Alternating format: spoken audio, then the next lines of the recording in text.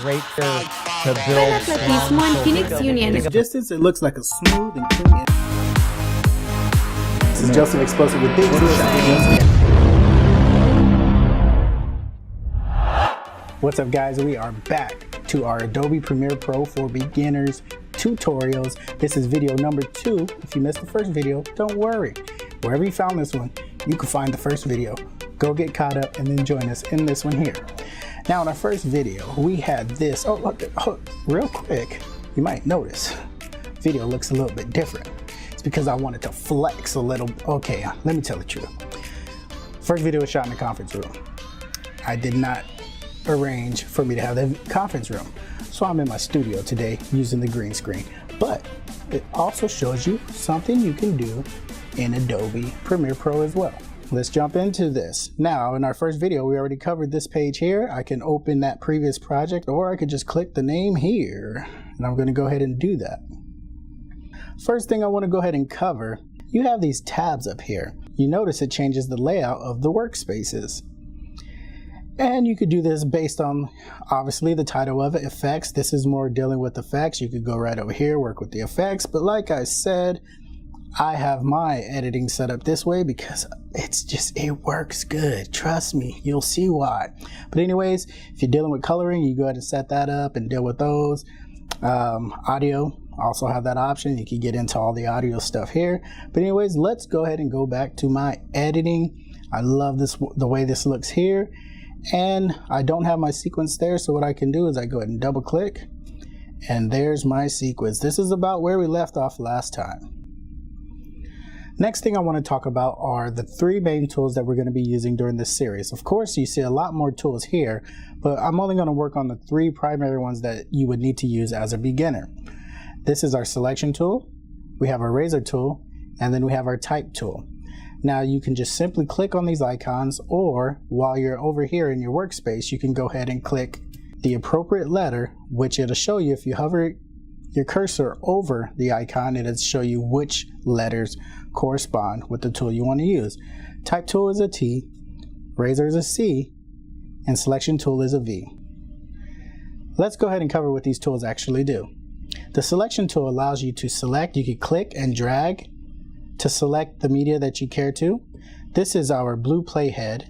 It allows you to scrub through your timeline, and you can see the footage up here in our program file. So I have this image of my son, and it's just that picture file, and I have that selected. So I can drag that along with my selection tool, or I can drag and select all these. Let's say I want to open up a black space on my timeline, or a blank space. I have all that selected, and I'm just going to drag that over. And now if you look up in the program monitor, there's a black space there. But I'm going to go ahead and drag that all the way back. I want the very start to just open up with this guy flying through the air. Oh, I'm sorry, that lady flying through the air. One thing you might have noticed is when I had this selected and I went to the edge of it, you see this little red arrow pop up. What this does is it allows you to drag this footage, and if you notice below it, the time code pops up and it says duration. Okay, so let me not do that real quick, and I'm just going to hover over this picture. You see that it has the title of the picture, the start and end where it is on your timeline, and then also the duration. So notice when I drag this, I could drag it from either side. It's going to increase the duration of this clip. So if I wanted to stay up longer on screen, guess what it's going to do? It's going to stay up longer on the screen. And notice it went from 4 seconds to 20 seconds. And you can do that from either side. Now notice this is a picture. We can also do that with video. Okay, so for the sake of learning, let's go ahead and just trim my video and audio, and also have an audio track down there. But I trimmed it all the way down. The beauty of this is it's non-destructive. It all pulls from these files over here. So if you chop something off, you can always drag it and bring it back in there. Now with our slice tool, I'm going to go ahead and show you how to get rid of footage. Okay, let's say I don't want this portion of this gentleman get in the crowd and his capoeiristas, his capoeira players. I don't want that clip of him hyping them up real quick. So let me go ahead and cut that here. And you notice here it cut on the video and audio. Oh, you're like, well, Joseph, how are we supposed to know that's video and audio? Let's get into that real quick. All these here up top above this line here that start with the V are your video tracks. You notice there's 3 here. I'm currently using 2 of those. Down here are audio. So track 1, track 2, track 3. Now, what happens if you want to stack so many things here, but there's not, let's say I just keep wanting to stack this picture. Or let's pretend this picture is other footage. You see what happened there? There was originally 3. When you stack it, it can go ahead and add a new track for you. Now all those are stacked on top of each other. And when I say stack, it's literally just like if I had things in the real world. Let's pretend this is a table, or let's pretend it's my hand, and I put this paper on it. Mission failed. We'll get them next time. That's exactly how it is in the software. That's how Adobe is. It's the same across the board, whether you're in Illustrator, Adobe Photoshop, InDesign, yada, yada, yada. I went ahead and undid that, so I have my original picture here, I have the footage, and then I have that additional audio track there. Toggle lock, that is where you can lock that track and nothing can happen to that particular track, but lots of stuff can happen to the other tracks if you do something with them because those aren't locked. This eye tool allows you to go ahead and turn that track off. So I can see the footage that's down below it and I can turn it back on. Now if you go down here to our audio tracks, you'll notice that it has an M and an S. M is for mute. So I have a song down here and then this is the actual video audio. So let's say I don't want to hear the video audio. I can hit M and let me go all the way to the beginning and I hit play. And the song is playing that's down on this track because it's not muted. Okay, now let's say I want to solo. I'm going to go ahead and solo to where only this track that's soloed is going to play. Go back to the beginning. There you go. So that's mute, solo, and then these are how you turn on and off the video tracks up here. Now let's see what our razor tool does. Now you could click it here or you could press C. If you remember that C stands for razor. Now I was going to cut out this man hyping up his capoeiristas and the crowd before he does this amazing flying kick that'll take Chuck Norris out. Just kidding if you like Chuck Norris. What I'm going to do is I'm going to go ahead and scrub to the point that I don't want him doing that and get him to the start. Let's say I want him to start right here. I'm going to go ahead and click right here. Now if you notice, it split my video and my audio for this movie file. That's because these two are linked together, meaning whatever I do to one as far as slicing and cutting, it's going to do the same thing to it. Now if you don't want them to be linked, you can easily unlink them by either right clicking on a PC or control clicking on a Mac, and you can do unlink. Make sure you have it selected first. And now if I delete by hitting the delete key, I could delete just the video and keep that audio in there. I'm going to go ahead and undo that.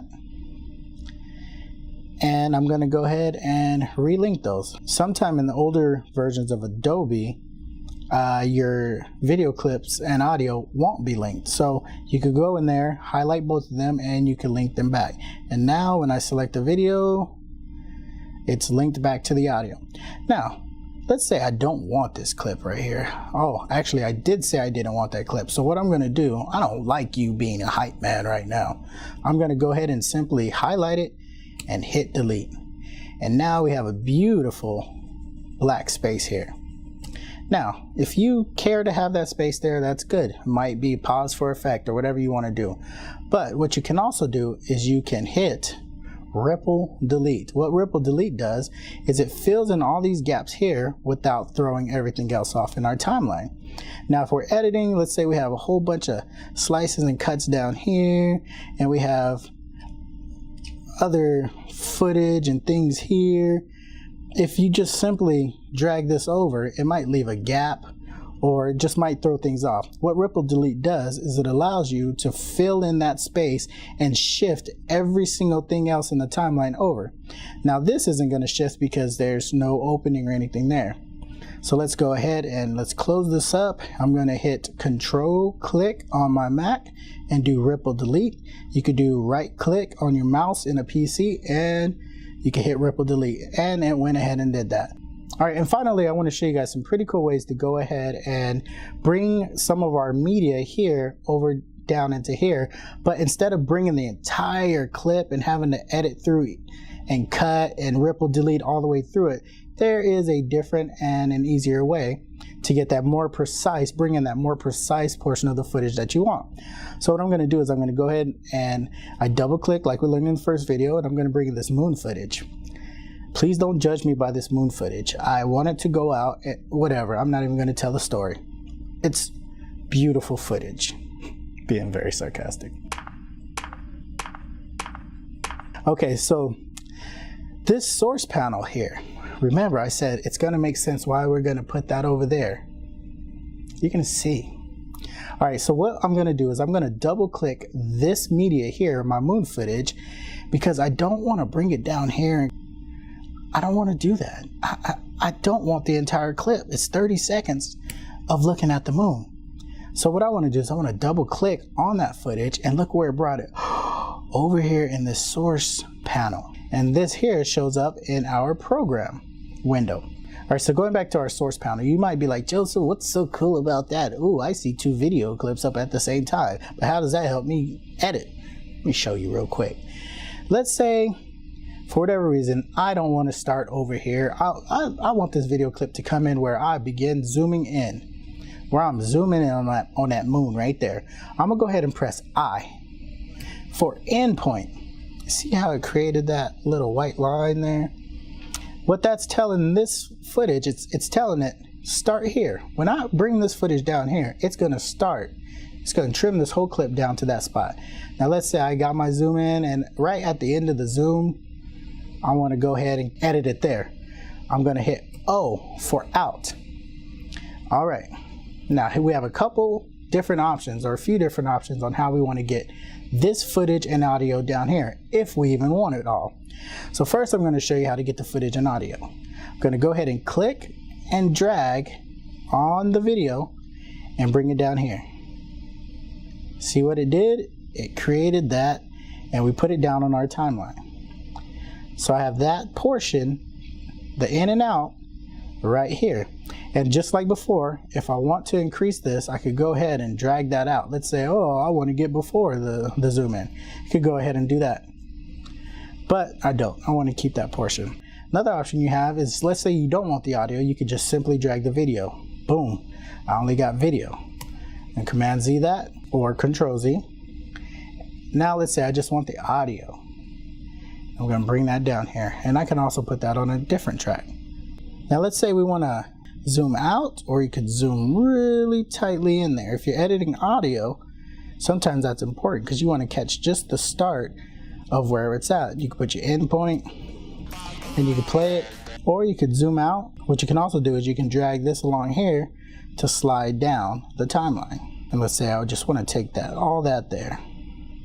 Boom, have the music down there. All right, that's gonna wrap it up in this video. What we're gonna do in our third video is we're gonna start adding some effects to these videos, some transitions, yeah.